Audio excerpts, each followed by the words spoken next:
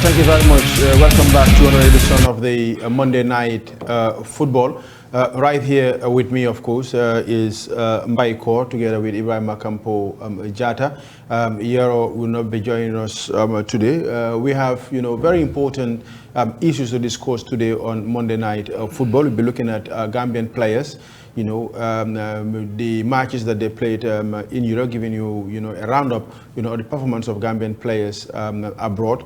We'll also be talking to the Gambia head coach, that is Tom, who's all the way in Belgium. He's also going to give us, update, because Tom has been going around, visiting a lot of teams, a lot of players also. And then we will also be talking to Muhas. They are organizing a Muhas tournament. They will be here in the studio, and then we also be talking about that, why they initiate this kind of tournament, and what are the motive, behind such a tournament. Gentlemen, welcome to Monday Night Football. Sarah, thank you very much once again. And extend my greetings also to our viewers at home and those following on Facebook Live, telling them welcome back once again for another edition of Monday Night Sports. Campo? Yeah, thank you very much, Sarah, and good evening, the wonderful viewers. Welcome to another exciting Monday Night Football. Like my coach said, let them stay tuned and enjoy this score, because it's going to be absolutely amazing Monday night today. And also today we have our Gambian national team coach, that is Tom. He'll be live at Stadium, so stay tuned, man. It's going to be another interesting Monday night today. Okay, thank you very much. First, we have to engage Tom, of course, who is right now online. Tom, you welcome to Monday Night Football.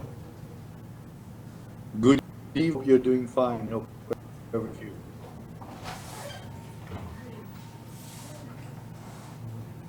Hello, Tom. Are you getting me loud and clear? Yeah, I hear you. Do you hear me? I can hear you very well. Yes, okay. Thank you very much. We welcome you to Monday Night Football. Tom, we've realized that you've been going around visiting Gambian players, checking on their performances. Also, we all know that there's a game that is also coming up. What motivated you to go around to visit Gambian players abroad? Yeah, it's coaching a national team is a continuous process. When we started years ago with a group of 23 players, we developed a team, and in total 72 players played for us or got a call up for us, and 36 players made the debut. And I always want to see the players, some players we know already, but also some players who are not yet playing for the national team. Young players who came to Europe, but also players with double nationality. And it's a continuous process what we try to do to develop the team and to stay in touch with the players and their performances in Europe to make the team always stronger and stronger. Okay, you going to watch these players in Europe. Is it facilitated by the GFF or facilitated by your very self? Yeah, it's a question I got the last months a few times, and it's so that we know that our federation and Gambia in general is limited in funding. So I have a contract. I'm paid. My contract is correct paid. So I pay the travels, the hotels, the flights, everything by myself without any problem. It's a pleasure for me. For me, it's a part of my job. I'm paid to do my job, and I do my job with pleasure, and I don't need to be extra paid to travel around. I don't for that, but also the flights and the hotels and everything I pay by myself without problem. I think the public like to create problems about it and blame the federation, but this is we are limited in funds, and it's my job to do the job properly and do the travels. And for me, it's totally no problem. I don't see any reason that the public can make a problem of it. I do it because I love my job. I think it's important to do your job as a professional, to do it good, and also to invest in the job. And I do it also because I love the Gambia and always want to improve the Scorpions team and Gambian football. Coach, you're doing a very wonderful job for Gambia. What updates can you tell us, regarding the players that you visited us? Are there any players that are out injured, or are there any players that are going to miss our next games? Yeah, I think it was already a little bit in the media. We have a few concerns. If you start from the back, where three from our regular defenders are doubtful or for sure out. Ibu Touré, the left wing back, who played the last years almost all the matches. Omar Colley, our captain, is very doubtful, and also Noah Sonko Sundberg, who can play central defense and the right wing back, is very doubtful. And naturally also our young star, Yankuba Minte, who is out on club level. That are four people we didn't calculate on that we would miss them. And we hope still that I think Yankuba and Ibu Touré, they are for sure out. We still hope that Omar and Noah will join us. And naturally the sad loss of Suleiman Mari, who is a very important player over the last 5 years for the Gambian national team, who is a very intelligent player and a different type of player than what we have, who has still not found a club and has some issues, will probably also not be there for the national team. So it could be that we miss 5 important players.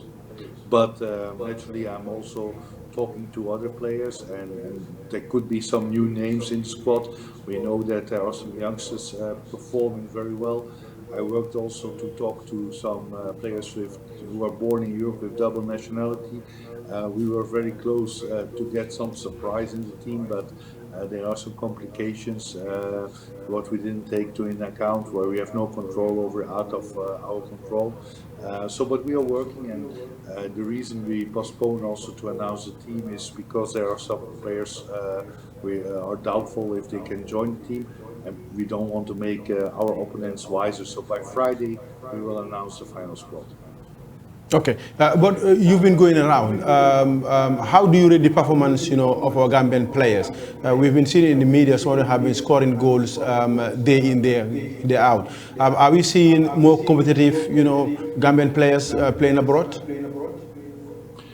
Yeah, we always hope that players play a lot, and actually the goals in this weekend from Ali Sowe, from Abdullah Jallo, everyone spoke about it, but also the last weeks we saw Musa Barrow, Badamosi, Hassan Sisi scoring in Saudi Arabia. We had a goal and a good performance from Saidi Yanko. We had Ibrahim Akoli, who played regularly for Young Boys Bern. So we have a lot of players who play and perform, but we have also naturally other players who sometimes struggle and don't get so much game time. Looking to players as Alaji Saini, looking to players as James Gomez and several others who don't play as much as we want.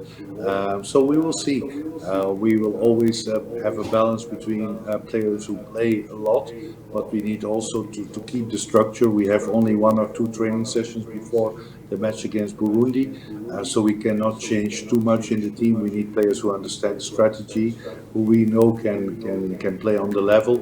It's different. You can train day in, weekend out. You can train a lot of team. Players you invite, you have to be almost sure that they are ready and understand the strategy. So there will be some changes. Majority of the players will be similar, and I hope that in the coming days the majority of the players will be fit. Hopefully we can perform on the highest level. Okay, Tom, before you go, we know that you have other engagements, but we haven't asked you this question since the draw was made. If you look at the group that we are in, one would say it is a group of death, and then we have a game that we're going to play against our neighbors. How do you rate the group? And how optimistic are you, of Gambia, pulling out from that group? Yeah, first of all, it's clear the group of death. It's international media who call it also group of death. If you have the African champion Senegal, if you have the semi-finalists of the last Africa Cup, Cameroon, we as quarter-finalists, and Guinea-Conakry as 8 finalists of the last AFCON, that are the only group where 4 teams played last AFCON and reached past the first round. That's clearly the strongest group. And we are on paper the weakest team because we are only ranked 117. The other teams have much more experience. 2 teams played. But we know also from previous matches against top nations, twice against Guinea, Tunisia, Morocco, and Algeria, and even Mali, that we don't have to be afraid of anyone. We are not a favorite of this. Clearly, the goal is to get to the second round, and then from the second round, trying to reach as far as possible. We are not afraid of anyone, but Senegal, Cameroon, and Guinea-Conakry are higher on the ranking. But that was 2 years ago when we met Tunisia, Mali, and Mauritania also, and we could surprise them. We could even win 7 points. So let's hope, and for sure that first game against our neighbors of Senegal will be very special for all Gambians, for me too, against the current African champion. And I'm convinced when the majority of our major players are ready, that we can get good results, and the aim will be still the same, to reach as far as possible. Okay, and finally, we are not playing international friendly matches. Is it affecting your preparation, for the games that are to come? Yeah, I mean, every coach wants to play as much as possible friendly matches and have camps. In these friendly matches, you can invite new players. Sometimes the public say, but this player or that player, give him a chance. It's difficult to do that in a FIFA break where you have qualifiers of competitive matches. It's easier when you have friendly matches. On the other side, I know that we are limited, and I don't blame the Federation for that. Our funds are limited, and I think Federation, the last 5 years, we always skipped some FIFA dates for friendly matches, and it didn't stop us from getting good results. Also in the previous AFCON, we didn't have friendly matches in September, and I even believe in October before the previous AFCON, and still we had a brilliant performance. As a coach, as a sportsman, I want to play as much as possible games. I want to train the tactics as much as possible and try players as much as possible, but I know also the limitations of our federation, of our country, and we have to respect that. And as a coach, I'm there to find solutions within the limitations, and I'm not the one who complains. I'm very happy to work with this group of players, with this staff, and with this federation, because I know what everyone is doing to achieve the results, and I'm very confident that also in the coming AFCON we will get again good results.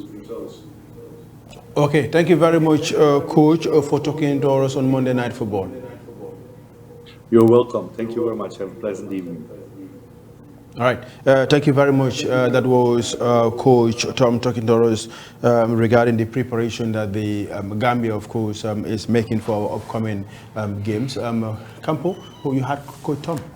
Yeah, I'm very he's very soundly, but he said that there will be a lot of change for this upcoming game, because although he have an injury worries, the like of Omar Koli and also Noah Sonko and Ibu Toure, also Silema Mad without a club, but he's an important player for the past 5 years for the national team.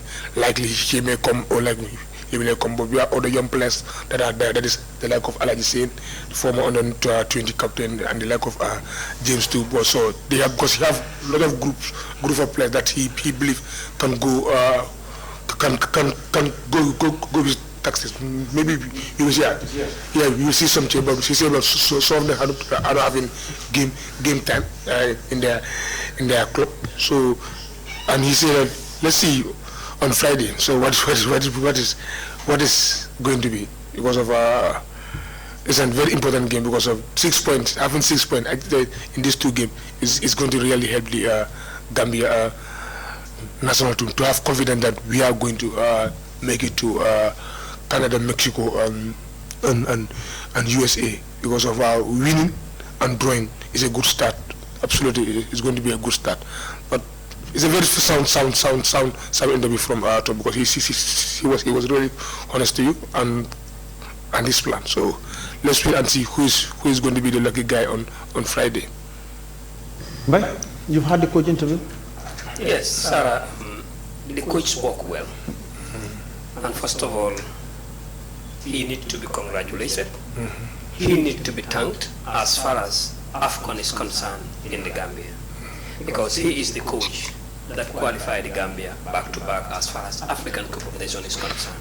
Yes, in anything that you are doing, you will be criticized, no doubt about that. But the best critics is let them criticize you, but put a smile on the face of those criticizing you. And that is what Tom is doing. Some Gambians will criticize his tactics, fine. But at the end of the day, he put a smile on those Gambians who are criticizing his tactic by what?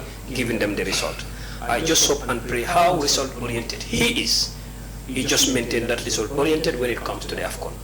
But the only problem I observe on the national team is we are only good on fighting back. But we never bite first and defend our bite. But we are easy to react if we have been bite, and this is AFCON. Sometimes the referees will not give you the time that you need to fight back. Sometimes the game situation will not give you the time to fight back. The best thing is let us try to protect, avoid being bite for the first time. All right. Who do you expect to see, on Friday, when Tom release, the list of players? Yeah, I would say 75% of the same all faces that we're going to say. He even said here, he said that there's not going to be lot of things. We may see here maybe the skipper, that is Omar Koli, have been absent because he'll be out up to December. So you may see a youngster, that is this guy, I forget the name again, Alaji Sen. We may see him, or we will see another left back, that is Seni, the under 20 left back. Yeah, maybe we may see Seni Sayan also. Maybe we will see, because he says he will invite some youngsters to come, but not that much. So there's not going to be lot of changes.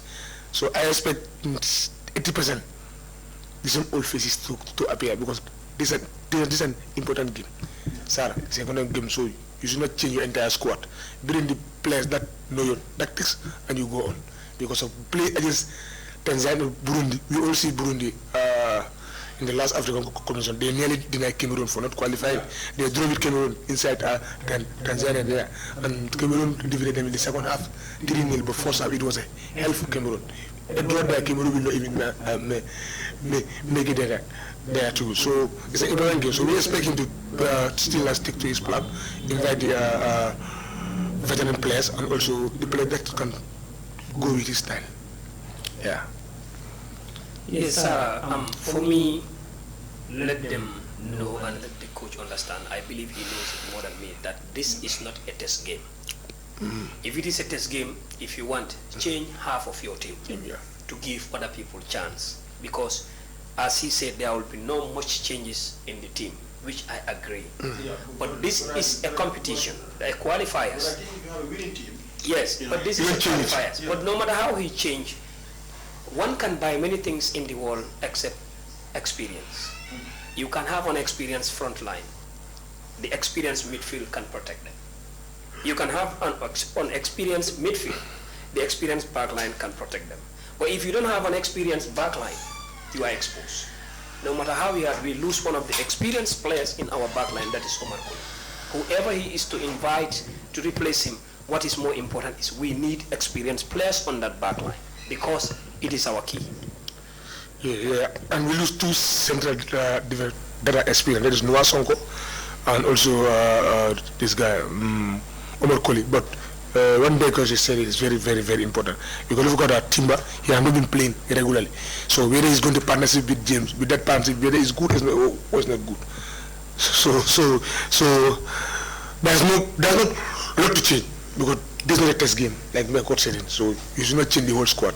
Bring 90% of the maybe 2 or 3 changes, and those players that's going to be, you're going to just jump and start them, because of and experience can also cause you a damage. Yeah. Yeah, but we also see Thomas going around, watching Gambian players, at his own expense.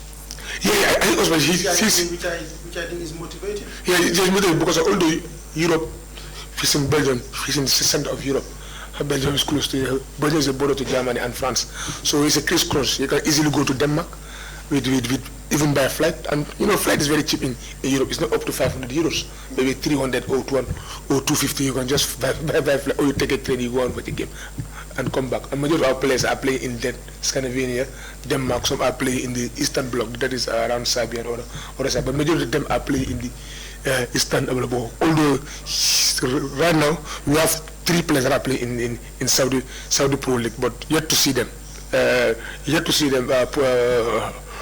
Performing to that high level, although they were scoring goals, but lately goals are not coming. Azan scored 4 goals, Nubal Musa scored two goals, then Baramusi scored 2 goals, but recently goals are not coming. Yeah, but maybe their experience too can also help. Maybe he will go and visit them one day, because of you have a European resident, so going to other countries is not going to be it's going to be easy for him. So what he's doing is good, because of GFF cannot pay all the expenses and the ministry, because when you go, he will take a hotel there. Europe, hotel are very cheap. It's just like $100 or $50 or 50 euros. So you can stay for 2 days, 2 nights, and there will be breakfast also. So he's a European. So some are saying he's supposed to come, but being there is more cheaper than coming to Gambia, also paying your flight and going to visit their game, checking their game. So it's going to be very expensive. But kudos to him, what he's doing. This shows that he's committed to his job and he loves his job. Yes, Sarah. I wasn't happy, to be honest with you, when I heard him say he financed himself. Simply because why were you not happy? Why I was not happy is we as Gambians, or the body responsible of supporting the coach, should take ownership. Ownership in a sense that we know presently all the focus and the concentration is in respect of the preparation for the AFCON. But I know at least he is a European, fine. We are Gambians. He is a Gambian by signing a contract of the Gambian national team. At least they've tried 1 or 2 occasions to give him a top-up. Yes, you are doing this, we appreciate it. That shows the commitment that the coach himself have for the national team. It was better than him sitting relaxing. But he is going in and out, see them. That will in fact motivate the players, that will in fact encourage the players, because if your coach is sitting watching you, he will try to do something. So from there you will have a word with him which will motivate you. But the body also responsible should try to at least help him when it comes to finance. He have a family to take care of, at least to top him up. But hotel, nobody can deny whether 50 euro or 100 euro, because we don't know what exact hotel. Is always expensive. Yes, exactly, because we don't know the type of hotel he's going for. So when it comes to that, because he can go here. And now at the end of the day, if you go to an expensive hotel, what you calculate might be wrong. So at least he should be given a top up on what he is doing. Yeah, expensive hotel in Europe. I haven't been there, but expensive hotel. No, but we cannot pass prices. We cannot discuss on that simply because they have different rates, and you cannot join the currency. So different rates there are 200, 300 there. Looking at the currency rates, exactly, worldwide. So it's not steady. Sure, it's expensive, really. It is. He's doing a lot for the Gambia, as Michael said. At least from time to time to chip in, to say, Coach, thank you very much. Add this thing, exactly. On the expenses that you are doing. Yeah, exactly. It's true. That's why when the media post that Tom pay his own money, nobody talk. You don't hear from the GFF or the ministry challenging that comment. They all keep quiet because they know what he's spending his own money. So, but because it's not like this will at least give him some token for his hard work now. Okay, coach, relax. We're going to finance your this trip. Because of Europe, Christmas in Europe is very cheap.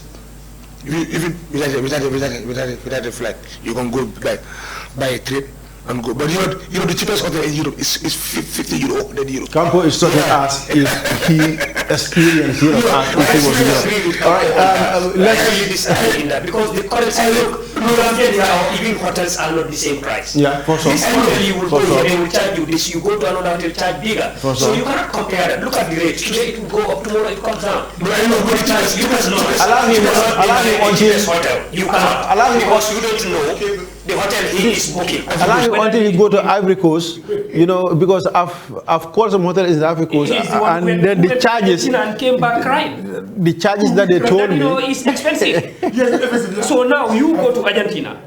come back crying that it's expensive, and someone in Europe, you said it's not expensive. No, I mean, $100 is around 48,000 pesos. But so it's $100 small money in the Gambia? No, it's 6,700. Is that a small money in the Gambia? No, for night. Per night, that is small money in the Gambia. No, it's small money. So now, is that not expensive? No, it's exactly. Expensive. Let us just forget about the expensive. The best thing is, it was 260. Whoever is responsible, Thank you very much. let them chip in and help the coach. Let's just quickly go over to a story that we've just saw on the Standard newspaper, where the Gambia is targeting to raise $400 million to fund the participation of the national team and the Scorpions in the African Cup of Nations taking place in Cote d'Ivoire in January and February respectively. Reliable sources have told the Standard newspaper that the money will go to funds logistics from pre-tournament campaign to the tournament proper, and will include aircraft hiring, players campaign, allowances, match bonuses, logistic for other officials, official funds, and so also for emergencies. Our sources further said 2 campaigns have been planned for late December in Saudi Arabia and also in Qatar, with the national team expected to come back to Banjul to take the battle flag on 8th of January before departing to Yamoussoukro on 9th of January. Meanwhile, a National Coordinating Committee in NCC has been formed on Friday, comprising of people from different institutions and fields to handle the various units of the preparatory and also logistics. It will be chaired by Ndai Marinjai, that's the permanent Secretary, Minister of Youth and Sports, while Bakari K. Jammeh, the first Vice President of the Gambia Football Federation, is the Vice Chairman. The list goes like this. We have Logistic Committee, Papanjai. We also have Momodu Mahmoud Lamin Jawla. We also have Suti Jao, Lamin Jawara, Ibrahim Seka, Bakari Jammeh, Modu Lamin Sanyang, Musa Mbai, and Lamin Jase. The fundraising committee is Ndai Marinjai, Bakari Jammeh, Papa Wainjai, Julde Sise, Willie Abraham, Aidaba, Musa Sise, Suleiman Sow, Lamin Jase, Habib TB Jara, Modu Lamin Sanyang, Lamin Manga. The finance committee is Julde Sise, Lamin A. Camara, Marcel Mendy, Malang S. Konjira, Swaibu Bari, and also Ismail Njai. This what make up, the committee, the NCC committee, of course, that is going to spearhead, fundraising, the amount of $400 million is. Gambians will start to say, wow, why are we spending $400 million? But looking at the things that they've talked about here, that pre-tournament campaign, also include aircraft hiring, players campaign allowances, match bonuses, logistic for other officials and fans, and also emergency issues also. And then I think we expect to see Gambia play, up to the finals. Huh? Because of that. But I know Baikor will not agree with you. Yeah, because but one thing that football is very it's very expensive, of course. If you want to be the best and you want to achieve a lot, you must spend on it, so that your players can know that you have spent, and you have to be in a very good condition. Because going to Saudi Arabia alone, Saudi is very expensive. The hotels are very expensive, and the foods. Yeah. So they have to go for training camp from there. And even the training camp, there will be allowance too. Also during the tournament too, there will be allowance before they move. Also if they win game, and some official, because we know it's going to be. Last time I trained more than 200 delegation. 200 delegation. So this time it's going to be more than that. Last time they budgeted 100, and they said they need 190 million that they need. But they budgeted I don't know how much, but they went up to the group stage. Then the money finished. Then they have to come back. They have to come back for money again. Yeah. They have to come back and send another money. So maybe this time the whole committee, because we cannot say that we are not going to pass the group stage. So that's why maybe for my own opinion, maybe they budgeted more than $400 million. Although some will say it's big, But if you compare to it in a dollar, it's not in football. Because football, some nations spend more than that. Some nations go to one of the most expensive to that. And also, yes, but we are a small nation. So Ghana-wise, we are poor. They will say 400 million forward because it's all going to be from the taxpayer money and individual contribution, philanthropists and other people. But also, that 400 million, what they mentioned, is going to cover all that. Yeah, by $400 million is. Sarah, it is so pathetic. In the sense that the media, we are the eyes, the ears, and the mouthpiece of the general public. When it comes to what we know, we should not personalize it. We shouldn't attack individual. We shouldn't attack institution. Or when it comes to the truth, we have to say it and open a free speech. We are from AFCON in Cameroon. The NCC committee still cannot release a report to the public. Why another NCC committee is to be formed when that report is not out? Are they fair to the Gambian public? They are not. The Gambian deserve to know how much was spent. You are raising this amount. Now you say the figure that you want, the amount that you want. So but passes. the same Gambian people, Yeah. you don't come back to them and tell them this is what was spent in Cameroon. There is no justice on that. And there is no transparency on it. There should be held accountable. Why is the report not out 2 years ago? Who is the villain on that one? Those responsible. No, we are not pointing. And we are not pointing finger at anyone. Yes. That's the fact I am saying. Yeah. All Gambians know that an NCC committee was there last time. No. Money was spent. Yeah. We all know it. Yeah. Why the same NCC committee cannot write a report of 2 years to tell the Gambian public, yes, this is what we raised last time, but this is what we spent in Cameroon. Yes, and I think by core, and I think by core, Campo, I think by core has a genuine point here, because if we are going to another AFCON and then there were monies raised, and half the bulk of the amount of money, was spearheaded by government. I think the NCC, should come up with another report. We come up with a report on how the money was spent, so that Gambians will be able to trust them again, and then spending their money again. Because if you don't provide report, Gambians know, okay, this amount of money was spent, and then no report was brought in front. That's what we call accountability and then transparency. So if there's no accountability and transparency,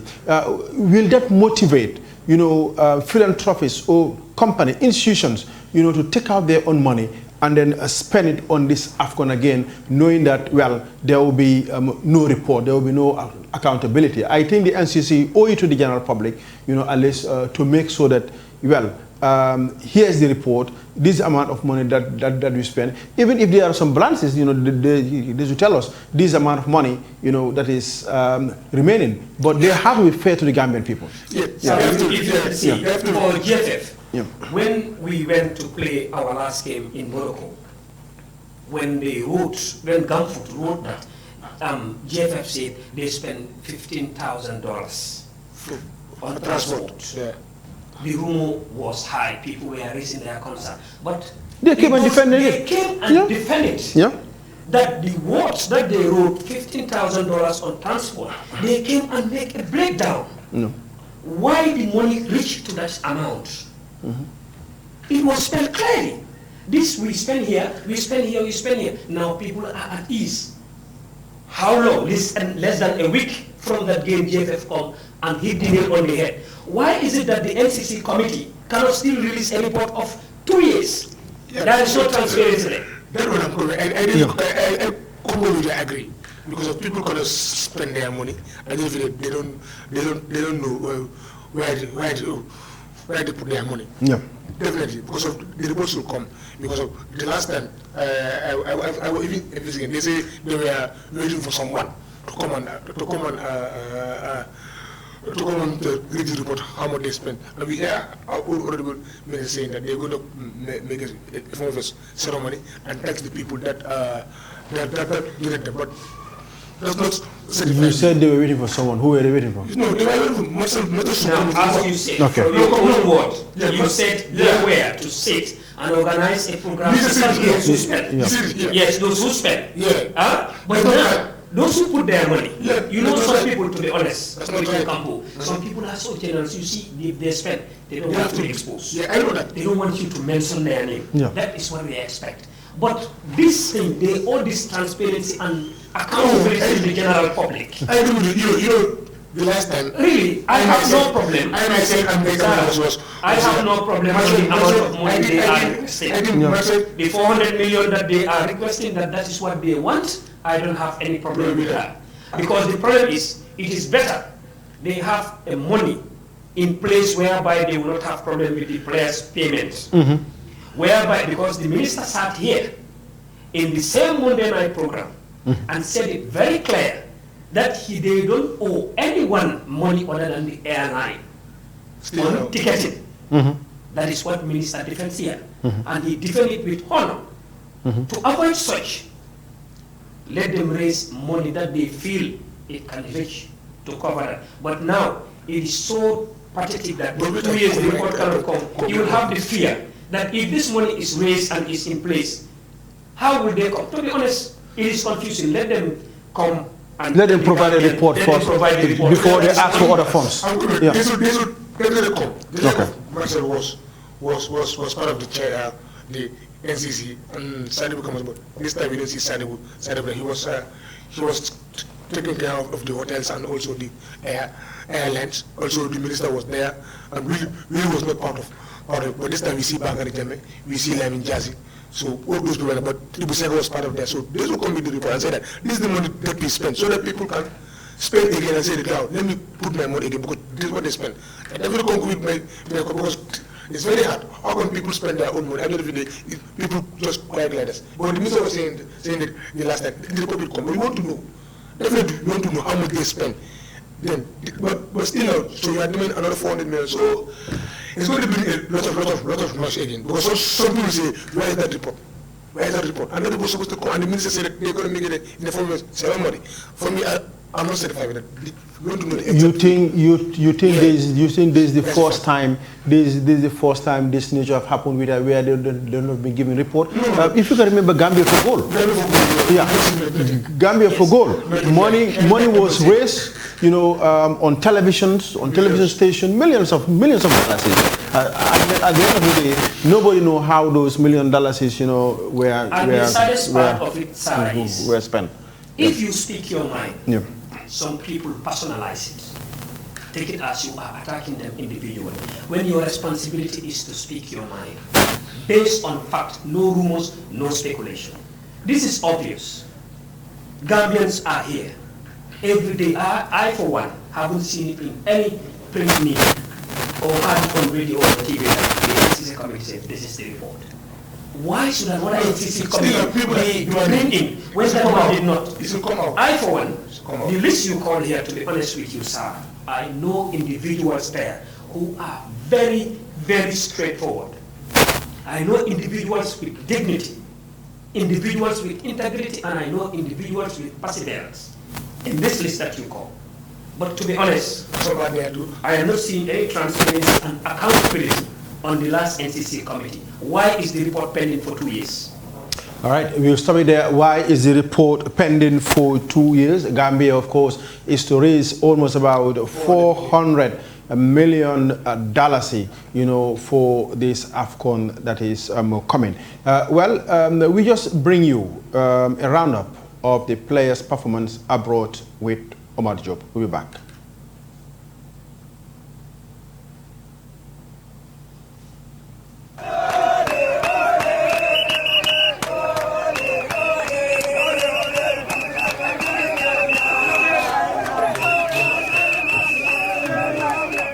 The Gambia's road to AFCON 2023 in Abidjan is an achievement that gave the Scorpions a back-to-back qualification, a entry to Africa's most coveted football tournament. To what do we owe this feat? It's a tremendous achievement as far as we are concerned. Every individual player is looking forward to this event. I think this is every player's aim and objective, to ever represent your country in one of the biggest tournaments in the world. So yeah, I have no doubt it will be a magnificent event, but also the players and the coach and the whole technical staff and the federation, including our government, everyone is looking forward to a very successful. We have been in football for 50 plus years without achieving such a feat. The success is, I think, based on the players that are in the national team. The clubs in Gambia have been doing a good job in the past, I would say, 20 years, 25 years. I remember when we took over Real was really down, and we came with this new concept of marketing players, trying to get them to be on the national team, trying to give distribution by everybody who is in football, including also the government and the federation. That's why we are there. That's why we are back there, and we want to always be there. And the vision was to make sure that we continue to develop our football so that we'll be a footballing nation. The government supporting all the time, providing the funds to finance the national team, even not fully, but at least any time they are there to support the team. Together with the fans who believed in it and pushed the team, even though we were not able to play at home, but we did it the toughest way. If you look at our matches since the preliminary rounds against Chad, in all our matches, it was very tough, but the character of the teams makes sure that we overcome all those challenges.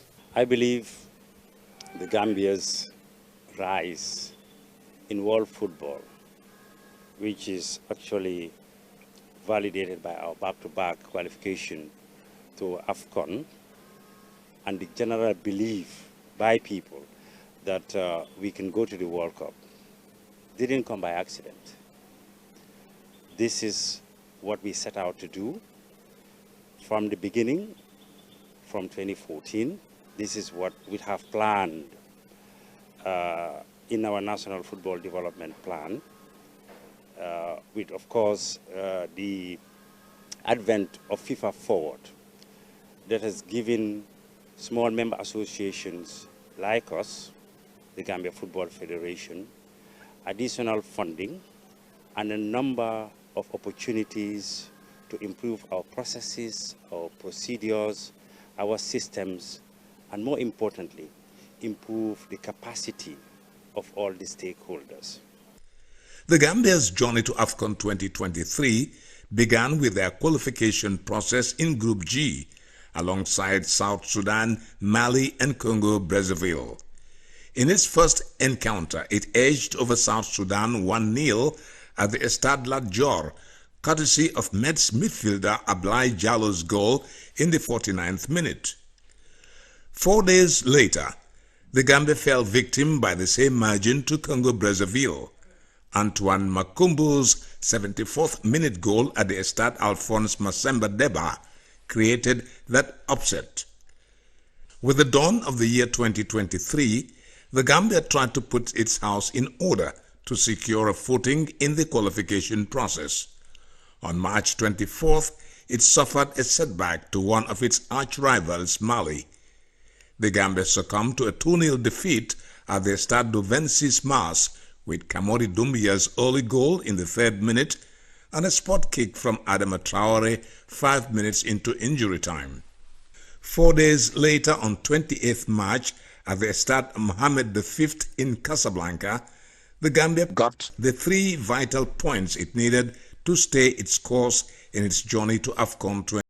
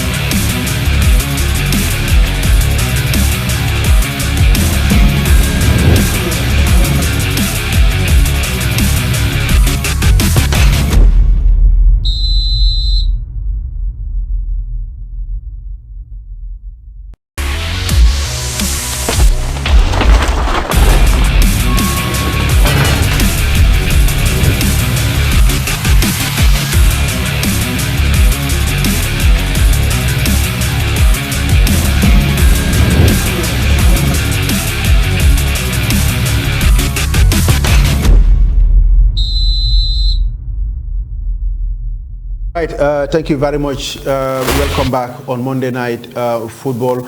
We do apologize for not being able to bring you a roundup, of the Gambian players who are playing abroad due to some technical reasons beyond our control. But as I said earlier, we will be talking about Muha's football tournament.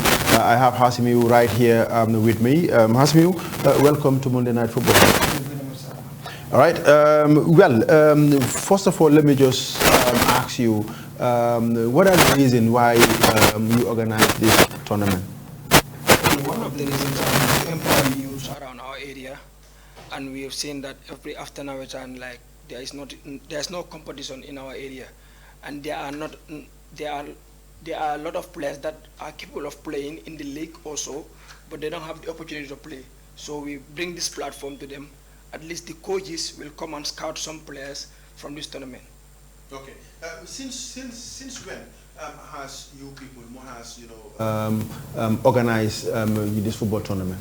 Okay, this will be our second edition. We've hosted the first edition last year, and it was very successful, and that is why we hoping this one to be successful too. Okay, and then are there any prizes, to be won by, individual teams, and how many teams are you going to expect? Absolutely, like the pricing will be like the winner of the tournament will have a huge prize. The runner-up will have a huge prize too, and the best player will have prize. Leading goal scorer will have prize. Best goalkeeper will have prize. Okay. Yeah. So how many teams have registered so far, or they have not yet registered, or? They have not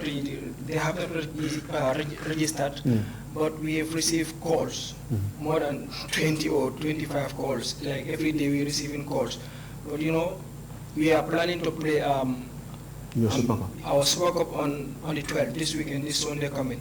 Okay. And maybe the teams that are calling, if they come to the Super Cup and they see how organized we are and how prepared we are for the tournament, they will have confidence to pay their money, because Gambia how it is. You will not put your money where you don't have money. Yes, exactly. So far, and how much money do they have to pay, in order to participate in the Muha's football tournament? Each team will bring like 3,500. Okay. That's all we ask for. And the winner will go home with 25,000. 25,000. Yeah, 25,000. What about the runner-up will go with 15,000. Okay. Yeah, the best player will go home with a certificate and a prize of $500. Okay. And the best player likewise, best goalkeeper likewise. Okay. A prize and a certificate. Okay, a prize and a certificate. Yeah. Looking at Muha's, we all know that it's a big institution, in this country, and then they're also doing their own quota, to help, scout the talent, of young football players. How optimistic are you that teams are coming to participate in this tournament? We are very optimistic for sure, and we hope that this will continue, because our first edition, like paved the way. Okay. We did one of the most difficult thing in our area, like host the first tournament and play up to the final and complete the tournament without any stoppage or hosting the tournament for a year also. Like no issues were raised, nothing, 100%. Like, it was absolutely everything was smooth, and we hope this year also we'll have at least same thing or more than what we have last year. Who were the finalists last year? Last year, the finalists were Hans and Young FC. Young FC. Yeah, but I've learned that Muha's also has a team. Absolutely, we have a team. We have a team that is participating in the tournament too. Because our case is like many people knows our team, and they haven't watched it at the big stage because our name is up there, and they are not seeing us frequently. So. Why is your name up there and then they have not seen you frequently? Why? What is the reason? One of the reasons are we produce players, that people talk about like everywhere in our area. Like who? We produce myself. Okay. We produce a kid they call Zidane. Zidane. Yeah, we produce Daddy. We produce Almame.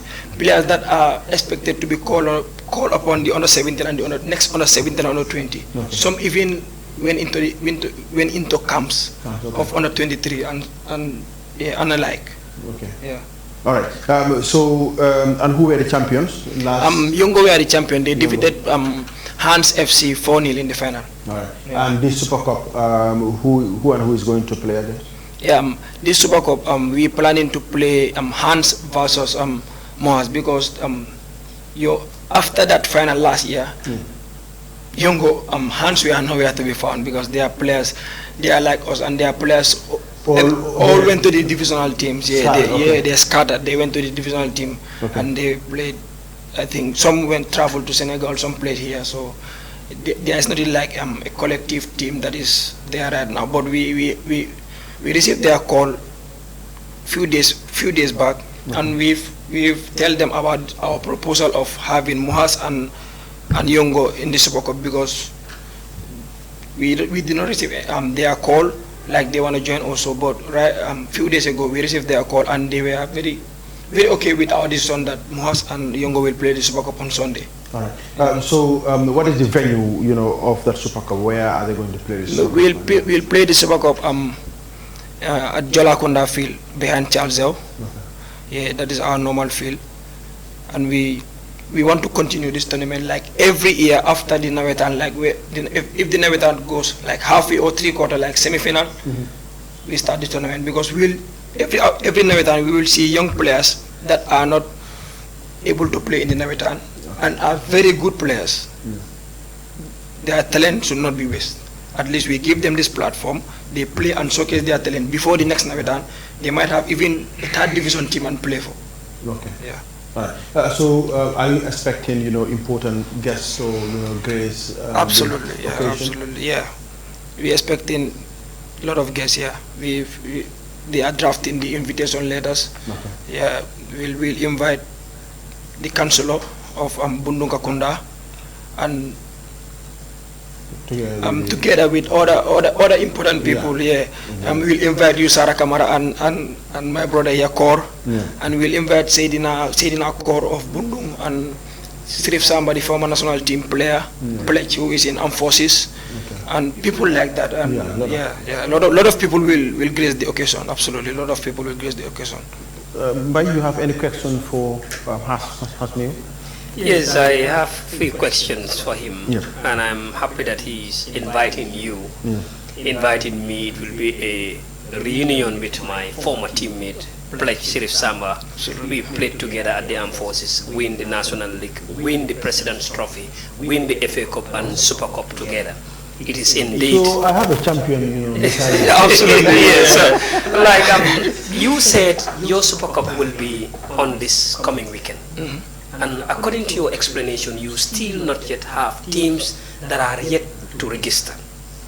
How soon are we expecting you to work closely with those teams to make sure they register before the Super Cup, so that immediately you play the Super Cup, there will be no long duration before you start the proper tournament? Okay, we've communicated with them even before I come here. They were calling, and we were like, we will do the balloting in that evening after the Super Cup. So every other team that is interested in this tournament, you have to pay your money, your registration fee before that Super Cup. It will be a first come first serve basis. Yeah, because this is our second edition. We don't want to take more than what we cannot even control. Last year we took like 16 teams, and if possible, we will take again 16 or 18. We have to take it like step by step. We don't want to just go and take 26 or 32 teams, whereby you cannot even control the occasion normally.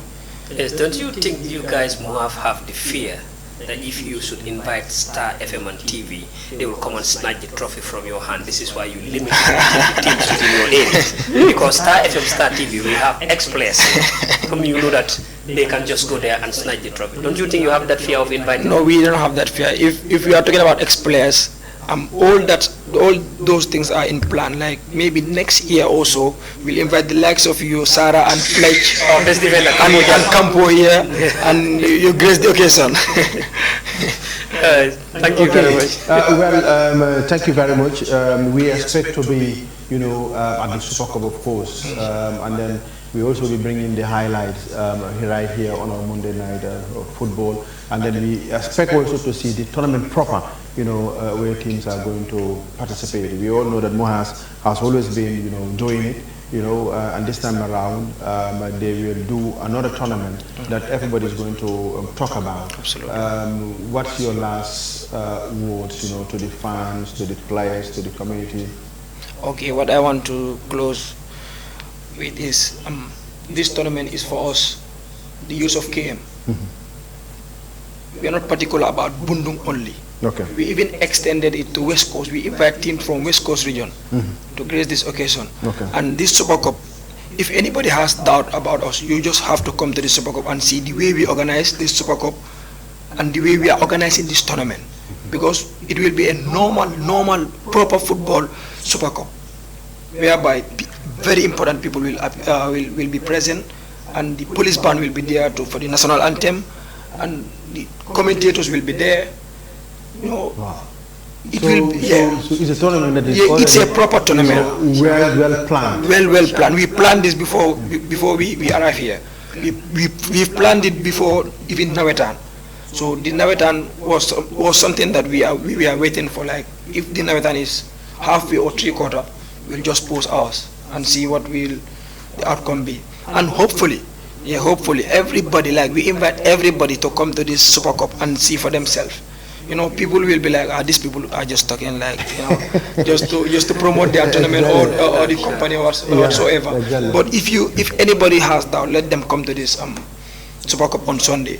They will see a proper football, even the KM Regional Football president will be invited, Mustafa Jallo. Okay. Yeah, just to tell you that we want to work with Gambia Football Federation. We want to work with Gambian sports. Okay. We are not like segregating, we want to do this or we want to do that. We want to work towards the development of Gambian football. Yeah, just like what Star FM or Star TV is doing. I know. I know what I will do. I will also engage Star team so that they can engage a friendly and a football friendly. Do that. Well, thank you very much for coming to Monday Night Football. Thank you very much, Sarah. Yeah. Thank you for having me. All right, thank you very much. That is Hasmi talking to us on Monday Night Football. We will just be taking a short break, and then we'll be coming back where we'll be discussing about the performance of Gambian players abroad. Stay tuned and don't go away.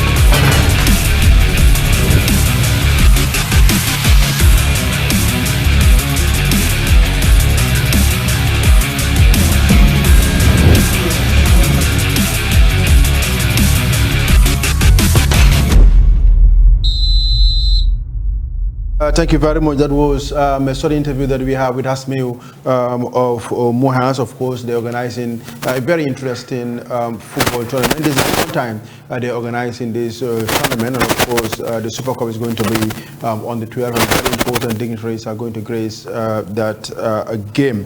Well, now, away from that, let's just quickly look at some of the things that have been happening, in and around the Gambia. Of course, we've also seen where the Gambia Football Federation learned with sadness the demise of Mr. Johnny Njai, who died yesterday. Johnny was president of the Young African Football Club in the 1980s. Under his presidency, the team was promoted to the first division and won the championship. He was also a director of characters of the Catholic mission. Johnny, and I quote, was Mr. Football, and under his leadership, a schoolboy team, Young Africans was the dominant team in Gambia. Tijan Masana Sise, the veteran journalist and president of the Medina United, told the GFF media. The GFF president, Lami Kababajo, said he is extending his condolences on his behalf and that of the football family to the giant. He also prayed for the deceased soul to rest in peace. Johnny came from a renowned football family. His brother Danny and Degon Jai both played for the Augustines and the Gambia. We said we also send our condolences, to the brief family. Well, still now, the Gambia Football Federation has learned with sorrow and sadness that 21 young lives were lost at sea in recent tragedy involving, a boat that took off in Bacau and was bound to Tenerife in Spain, where we are also made to understand that some of the youths involved are young footballers who played in recent community-based Nawetans. The Gambia Football Federation President Lami Kababajo extended his condolences to the families of the deceased and prayed for their soul to rest in peace. We've seen, a lot of Gambian players, Gambian youths, of course, taken on the back way, and then it has been a disaster for the Gambia. Have been lost, some of them, players that we have seen, played, in Nawetans, community level, players, that we are having, a brighter future. But at the end of the day, the future has been taken away, by this bad way. It is very, very unfortunate. Yes, Sarah, as you said, it's really unfortunate, and it is also a very sad moment for Gambians, because these youths that take the backway journey and lost their life, who knows whether one of those ones shown on the screen here could have been a great professional for the Gambia, possibly even to captain the national team. But like some of them, I understand they have been misled by friends' information. Some friends will want to convince them in a wrong way just to make sure they have someone who accompany them.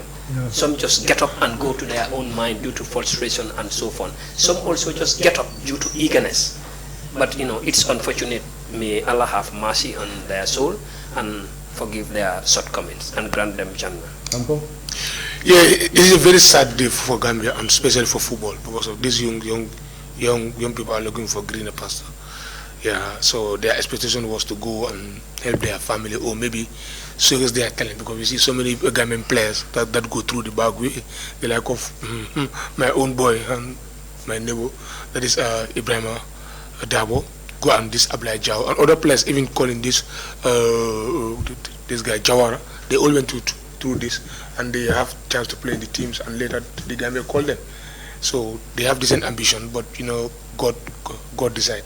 Like Mbeko said, we just pray for them. God give them paradise, and their expectation that they want to reach, may God give them back in Jannah.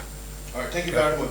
Well, we've also seen Al Thawun draw with Damak 0-0, where Hassan Cisse and Musa Barrow faced each other in the SPL today. Yesterday, the game ended 0-0. Hassan featured for 70 minutes, while Musa featured for 78 minutes. Post-game, the players exchanged jerseys and encouraged each other to keep going. It's only 45 minutes played, and Ali Sow, already had a goal and an assist versus Istanbul Basakhir.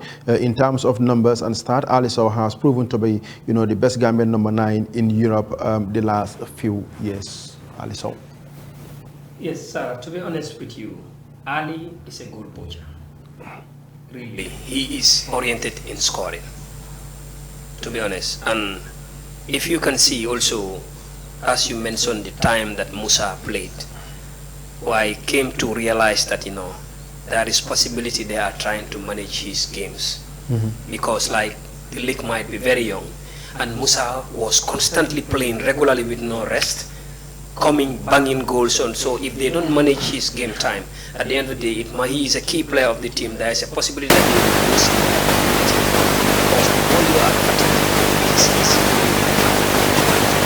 Because we can see, for me, Yankuba is injured, fine. It is unfortunate. But the boy was overused. They were not resting him at Feyenoord. They are not managing his game time. He's coming week in, week out, week in, week out. He is a young lad. Players like them, give them that game time. At least if you give them few minutes, relax them, doesn't mean they are bad, but manage them due to their age. Yeah, like my conclusion, Alisson has been a very sensational form. Recently, he was injured, but he came at the right time. Buying, I think this is 3 goals so far. So we need him in this upcoming qualifier round, but it's up to Chrome. You know, she's the first choice when you come in for picking order as an other striker. This is Badamusi ahead of him. But one day I can come back here because we have been using some players over recently. If they keep on using you will fatigue will come, and if fatigue comes, then you will have injury. We definitely need Alisson because of Tom also have to try and change his style. It's not the same old features every time. Sometimes it will not work for you. Yeah, but with the lack of Alisson, like the lack of Yusuf and Jai, they are all scoring goals. Try and balance your team because they are all experienced players. But Musabaro, since he moved to Saudi, still now he's playing, no rest. 90 minutes. But recently the goals are not coming. But we have strikers that are scoring in week in out. So we need those strikers, and at least when they come, their form continued with the national team. All right, another person that's also scoring goals. It's not other than Ablai Jamano. He scored an absolute beauty versus French and Olympic Lyon. The goal managed to save a point for struggling men who will need to scrap up as much points as possible to avoid relegation, with a correlation to him. Jamano, he can't stop scoring. Yeah, I want this game from start to finish. Yeah. Because of Lyon, this is very sad. Was a 7-time champion, now finding themselves in the bottom of the league with only 4 points, which is crazy. Nobody can understand because there's a lot of crisis going to the club. Also, Ablajara team, they have been winning. They always come and go back, always come back because the team is full of African players, Senegalese, Ivorian, and Congolese. But it was a game that Mets need that point to go up. But Ablajara score, but Lyon fight back. Then 1-1. So Lyon Mets it with 6 points, and also Lyon with 4 points. But Abdallah coming back from injury, he's in a sensational form and having very important player for Mets. So we definitely need his form come at the right time. So we definitely pray his form continue against Africa Coast and Burundi. Jamano? Yes, to be honest, Jamano is a super player, and he's really making best use of his size. You know, players like this with their size, if they are really fit, it is always difficult for them to be controlled by opponents because they use the pace, and he's a very intelligent player. The more he moves, that's the same way he can shoot. So you are always doubting whether he will proceed or he will shoot. We've seen the goals that he scored, the range he be and shot the ball. He's really a good player. He's using best use of his size, and he's really skillful. We just hope and pray he's injury-free until the AFCON. All right. We've also seen on the talent watch where Ismail Mane, the younger brother of Kekuta Mane, is an interesting player, skilled, patient, and direct. It's only a matter of time before he signs a professional contract as player is set for a breakthrough season. Away from that, CAF Director of Member Association, that is SARA Makuna, tells Soccer Africa that CAF provide each of the federation, that is our 54 member association, with a grant every year. So at the beginning of the year, this was recently increased by our president. So the amount is $250,000 US, and this has been increased by $25,000 US. 250 is currently equivalent to around $16.2 million. This has nothing to do with FIFA funds, which is much larger, according to information on GAM Food. So it seems money is coming everywhere. Yeah, money is covered everywhere. So, yeah. But FIFA definitely helping Football Federation. So where does the Football Federation put this money? You know, we all know that they tell, okay, the money that the money that comes from the FIFA is spent on this, on a that, on a that, on a that. But the one that comes from CAF, where does the expenditure go? Yeah, I think we have to call Usmela again. Yeah, for me, for that one, I don't know. She's the one that has to come and explain for. Because CAF also give suspension, but FIFA also gives. So I don't know but that one how they spend it. The company, you've been with them, so you know how they spend this money. I've been with them. Unless you have a clue. No, I have the clue, but for the CAF one, yeah, but I will ask them. You have to investigate for. Yeah, I will ask them. Yeah, how much they give and how do they spend it? And how do they spend it? Yeah. But for FIFA one, I know it, but for the CAF one, I don't know it. But I will ask. Yeah, $16.2 million. Yeah. The figure here is always a concern. But the defenders always use to defend that is nothing in football. When it is something in football. Competitions differ. Gambian context. Yes. Competitions differ. What a Nawetan's team spend and what a second division team spend, what a fourth division team spend is different. So the competitions, the higher they are from each other, the more expensive they are. We know that amount, 16.1 million. If it is confirmed true, well, as Campo said, let's try to see where will they put the money. I just hope after spending the money, a report should come back for the general public to know this is the amount. No, the report is a concern, really. Because the problem is, Gambians, we are average. We don't have money. Yeah. And to be honest, if you are at least spending, you are a citizen. Like today, they might sell a jersey. Some of the jerseys, they say, they are selling $1,000. If you bought a jersey $1,000, who knows, is an income to that individual or where? You as a layman struggle for that $1,000. Who knows? Like, look at the AFCON here. Even those bands that you know that every Tom, Dick and Harry was buying. It is an income for those business guys. But to be honest, if they are pulling from their own pocket to be putting on something which is red, white, blue, white, green, to show their solidarity and the love they have for the country as citizens. Sarah, just look at if Gambia plays, regardless to the category of that national team, if they win, Westfield is always full to capacity. The energy they waste, the authority don't pay them that. Some of them, the phones they are lost, the authority don't pay them that. Some will come and they will trek a longer distance when going back. At least have mercy for those funds. If you spend the money, come out and tell them this is how we spend your money. But you cannot spend certain money and keep them in dark. It's unfair. Okay, well, we will continue to investigate. We will continue digging, and Campo will be doing the digging for us, you know, at the Gambia Football Federation. Well, we've also seen Babukar Steve Traoré make his first league start for Hammarby football after a year in their goalless 0-0, you know, away draw against IFK Värnamo in the Swedish Allsvenskan League. The Scorpion forward played 69 minutes before he was subbed off for Swedish forward Abdulrahman Borda. Steve has been out of action since September 2022 after suffering an injury. Young footballers in the Gambia will continue to take the back way. Why? The answer is the poor salary they receive. In the first division, some players earn $1,800, you know, to $2,000. Some earn $2,200, you know, to $2,800. In the second division, some earn $500, $700, while some $1,200 monthly. Some only receive match bonuses. Training is always under the hot sun, you know, while you cannot afford a bag of rice. It's mentally frustrating. More and more young footballers will continue to take on the back way. The reason why Senegalese footballers don't take this road is they earn $10,000 to $20,000 a month, even though it's not much for a professional footballer. With that amount, you can help, you know, your family, you can help yourself also.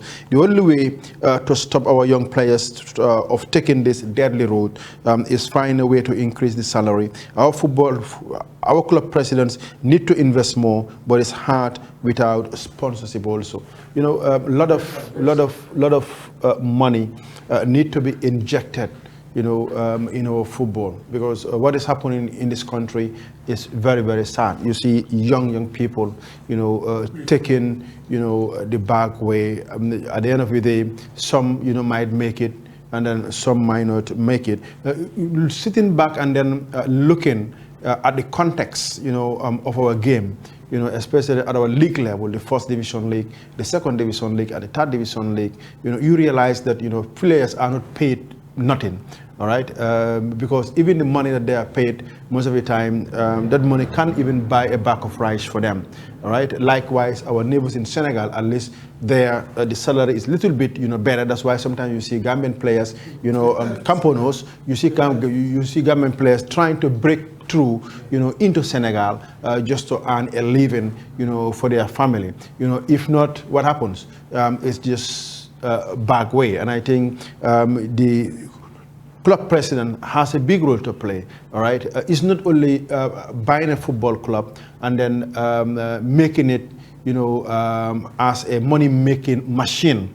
Money-making machine in the sense that, okay, let me develop these kids, without, giving them enough money, and then let me sell them so that I can earn more money. As far as you have these kids, they are resources to you, all right? What you need to do is, even if you go into the bank to borrow money, go and get money and inject it in the club, motivate these players, increase their salary, increase their bonuses. At least they will go to convince them, to stay at home and fight for what is there and wait for opportunities to get a breakthrough either in Europe or get a breakthrough in our national teams. That's what they're supposed to do. But again, sponsorships, is also a key thing here. We have so many companies in this country, but how many of those companies are supporting Gambian football? Sometimes you sit back and look at these companies. You said, well, I'm not going to invest my money in these companies. I'm not going to buy any product or any services that these companies are doing. Why? Because simply they are not giving back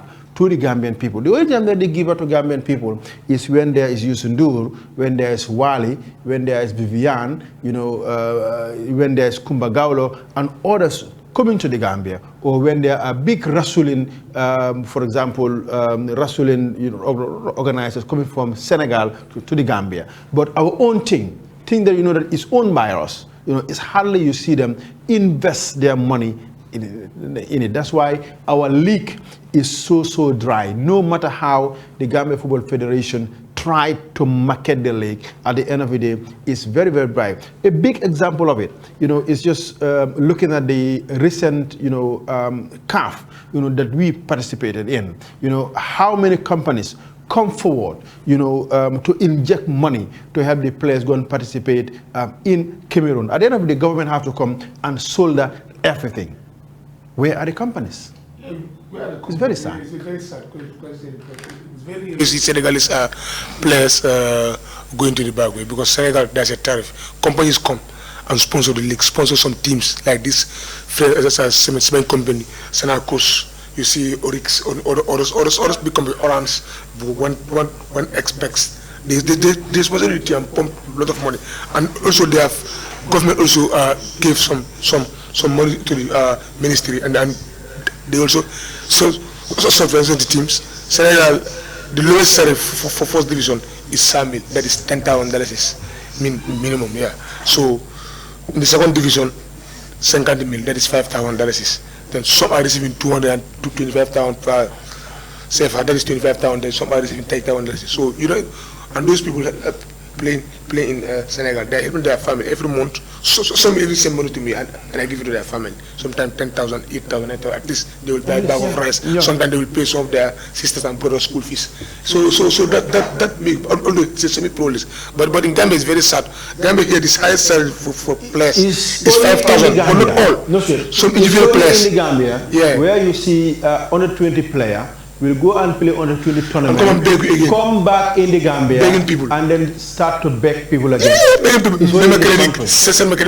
There are 2 or 3 players. In this country, yeah, the situation in this country is very unfortunate. That is true. We should sit back and then look back everything again and try to go back to the drawing table. Yeah, see what is wrong. How I see it is, it's the boys that have the passion of the game. But there's no money. It's not what they have been paid. Sarah, if you can look, there were times that the time I was playing for armed forces, Most of the time, we have the best players in the country simply because the salary was good. Because the institution will pay you directly. This is why whoever armed forces needed, they will get you, because you will be paid more than the team that you are playing. But then and now? Yes, it's quite different. No, for now, I really don't know. But for that time, the salary was very, very good. And Sarah, the other factor also that is really affecting these boys, major 75% of the Gambian teams train in the morning. Some players will in fact go for training without nothing in their stomach. You don't know how they slept. And it is also very sad, Sarah. I do see players from training, they are still struggling to have a vehicle that will ferry them back home. It's stressful. Team presidents should do their best, no matter how little it is. At least they have a 14-passenger van for their players. If they cannot take care of the club, yes, those 14-passenger van can ply the road. Every day, the income they are bringing, they can use it to the team. But can you imagine, you are giving fares for the players, some will not even have fare. You train and you will be sitting for 30 minutes or 45 minutes before you reach home, you are struggling for a vehicle. It's really, really, really painful, to be honest. The boys are really playing because they have the passion, but they should really be concentrated on. Campo? Yeah, absolutely. But what is it? It's very sad because you see some players going for training without it. Because before you go for training, you must eat. Because I witnessed it when they got under 20 in Argentina. Before they go for training, they have breakfast, 7 o'clock.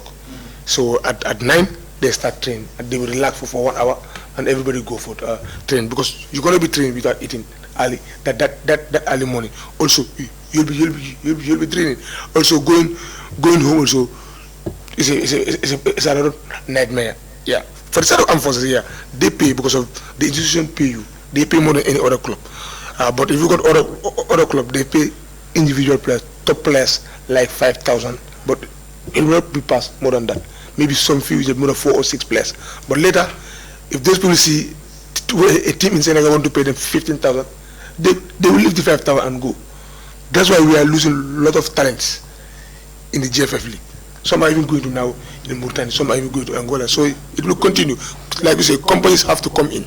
Also, club president also to try and have a sponsor from private sector, have a partnership, try to pump some money. Sarah, one thing if not I that, know for sure, we're going to lose a lot of players. The Gambian coaches were having the privilege that the Gambian footballers are having, majority of them will leave this country and go and search for a greener pasture to coach somewhere else. Yes. But the only disadvantage on them is certain leagues you have some qualification. If you don't have a particular license, you cannot coach into that league. Even in Senegal. But even the structure, some of the coaches, even they tell you honestly how much they are paid. You don't believe that. After all the trauma and how they've been bullied. Bullets and insulted. Preparing your training programs, preparing your game, week in, week out. Market of race. Really, it is very, very, very, very particular. No, some coaches are even paying. The structure should start from the coaches and come down. It's only the institutional club that will pay more than 10,000. Yeah, the lack of armed forces, the lack of Gamtel, but some are even paid. And at the end of the day, we want to win the AFCON, huh? No, how can we win the AFCON? No, we don't win the AFCON. How can we win the AFCON? We will participate and perform. Yeah, and maybe anywhere we see it's a bonus, but to win Africa Conference, no. Okay, time is against us. Let's just quickly look at some of the comments on the Facebook. As you already know, Maguma, thank you very much. Maguma always joining us. Maguma, thank you very much. Emmanuel Simele says, dictator coach Tom select players who performing at their respective club. We need Modou Barrow, Sirif, Sanyang, Ali Sow back in the national team. Babukar Sane and Daouda Ngom are not needed in the national team anymore, says Emmanuel Simele. And Alaji Kinte says we need young players like Alaji Sen and Modou Bajo. And then we've also seen, this one says Modou Jajo alias Chuka. You know, he's a very good defender. Is it your Chuka? Yes, Chuka. For me, I don't talk that anymore. Campo don't mention Chuka anymore. No, I don't mention. It's really traumatized. Yes, exactly. Very traumatized now, so I don't. Yeah. All right. This one says, Mbai Soldier, you are an ex-footballer and a good sportman. I've been watching you since I was a small boy in Westfield Park. many days. But honestly, the tactics that Tom plays, always make our players suffer and struggle to fight back. All right, Maguma say Campo Jata. These days, air tickets are more than your expectation. I mean, EU countries. All right, so it's very expensive. Sure. Yeah. It's very expensive. Yeah. Finally, Mbai, your final words before we depart. Just to say a big thank you to our viewers and our followers on Facebook Live, not just only following, but at least pressing the keyboard, sending their message and comments, which will always motivate us, because we should also know what they feel. Everybody is entitled to your opinion, and everyone's opinion should be respected. So whoever is to speak, speak your mind, but don't attack and don't personalize. Let them keep sporting. See them next week Monday. Yeah, keep on sporting until next week Monday, inshallah. And I know people out there, you have enjoyed the show, and also people who are watching us online too. So stay tuned till next week, inshallah. All right, thank you very much, Ibrahima Campo Jata. Thank you very much, Mbai Kor, and thank you very much, Hasmi, for coming from Mohas, and also thank you very much to Coach Tom, of course, for joining us on Monday Night Football. I just called him today, and he said, "Why not? I will be on your platform." On Monday Night Football. So, Coach, we say thank you very much. We will have you back again on Monday Night Football. And we also say we miss Yero, of course. Yero, we are expecting you, in our next Monday night right here on Star TV. A big thank you to Basiru. A big thank you to Yamuna. A big thank you, to Josephine, and also big thank you to Allah.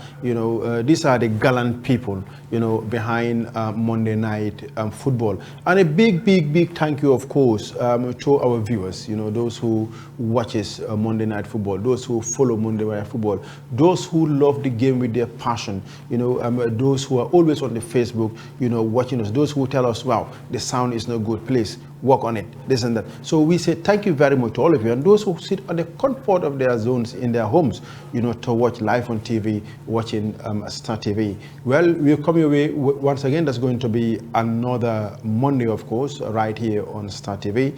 Sarah and team, say bye to all of you out there, and keep on sporting. We say good night. See you on